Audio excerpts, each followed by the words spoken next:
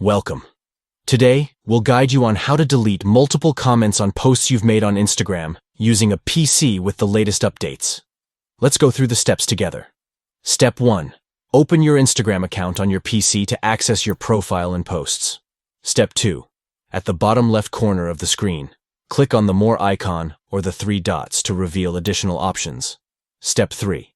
Click on Your Activity from the menu to view your interactions and comments on posts. Step 4. Navigate to the Interactions section and Comments section to see the posts you have commented on. Click on Select to begin the deletion process. Step 5. Select the comments you want to delete by checking the boxes next to each comment. Step 6. Tap on Delete and confirm the action to permanently remove the selected comments from your posts. By following these steps, you can efficiently manage and delete multiple comments on posts you've made on Instagram using your PC. Thank you for watching this tutorial on how to delete multiple comments on Instagram posts via PC. Implement these steps to maintain control over your comments and interactions on the platform. Don't forget to like, share, and subscribe for more informative guides and tutorials.